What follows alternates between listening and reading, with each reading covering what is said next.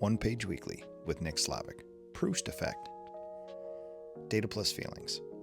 The Proust effect, Proustian rush, or jolt, is when a smell triggers a deep and meaningful memory. This dude Proust wrote a book where the scent of a madeleine dipped in lime blossom tea triggered a childhood memory. It described the sensation so thoroughly that the phrase was coined after the author, Marcel Proust. Odors produce fewer memories than verbal or visual cues. It's actually pretty rare. The effects of a Proustian jolt can be shown in your body with science, not just your mind. Smell also produces more specific traumatic memories than other triggers. The intrusion of these memories can be wildly out of proportion compared to other sensory triggers. And suddenly the memory returns. This is a line from the famous passage. This occurrence, smelling something that brings back a memory, spurred on one of the longest novels ever written. 1.25 million words, twice as long as War and Peace, 4,200 pages, 200 individual characters, and roughly 100 hours of reading to get through. I am not an 1800s French dilettante whose aunts made him fancy tea and pastries. That's what did it for him. But I was on an electric dirt bike on a gravel road in Minnesota by myself. Evening on a fabulous Friday. No other humans in sight, and a warm glow from the setting sun. The only sound was the chain and sprockets humming, no engine noise, and the wind rushing by me. I passed a thick woods on a back road and was hit by two things. A noticeable temperature drop from the dark, damp woods, and a smell that hit me like a wall. It was decaying wood and forest. It's the same smell, but more damp than the smell you get in a historic home, especially one that has not been touched in many years. This is one of the most deeply evocative smells for me, maybe the most.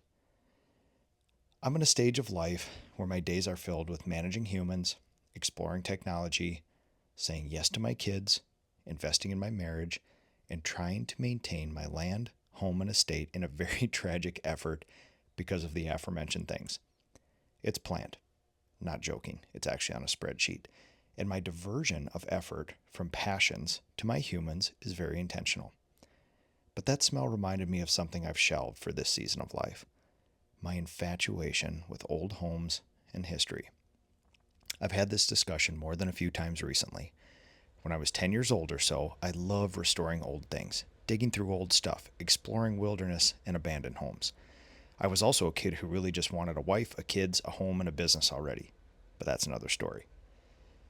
When that smell from the woods hit me, I had a flashback to when I was in college and used to visit an old man named Adolf Klinkhammer. He lived in an early 1900s home his father built in the woods. He was a shut-in and had not changed a thing in the home in 100 years. I would help him clean, fix a few things, and he would tell me about his childhood. The smell of the old home put me at ease. Wood, trim, doors, and plaster smell a very specific way after absorbing a century of wood smoke, meals, living, births, deaths, and world events. It's soothing and peaceful, and unmistakable. It also reminds me of the parsonage I salvaged not far from my home. A drunk driver ran into this priest's home on a hill, and the home was to be torn down. I went in and salvaged everything I could. The pieces of that holy home are now part of the home I sit in now. The smell was exactly the same as Adolf's home. And the time when another local contractor invited me to save some old things from another old farmhouse before it was remodeled. The untouched fir doors now hang in the openings of my kids' bedrooms. Same smell. It brings me back to my friend Bobby's 1890s stick Victorian in New Ulm. She ran a bed and breakfast and gave me my first opportunity to restore a true Victorian mansion almost 20 years ago. I hand-scraped the exterior, and when that 120-year-old wood, likely coming from 200-year-old trees, making it probably 300 years old, when that wood was exposed, I smelled the same smell. Same when she took me on a tour of every nook and cranny of that home. Then she introduced me to her neighbors, all owning intricate Victorian mansions. I received home tours, history lessons, and great perspective. every one of those homes had the same smell, especially in the attics. You can't fake that smell. Can't make it into a candle. And the only way to produce it is gentle, slow time.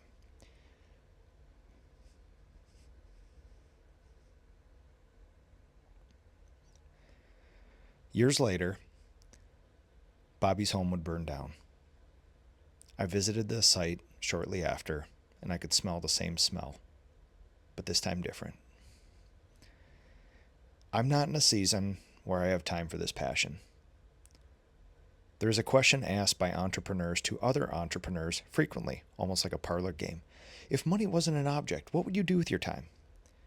This question is probably a good way to find out what you're truly passionate about, and I'm surprised how few people have an answer for it. I have an unending list of things I would explore, old structures being only one of them. That smell put a smile on my face.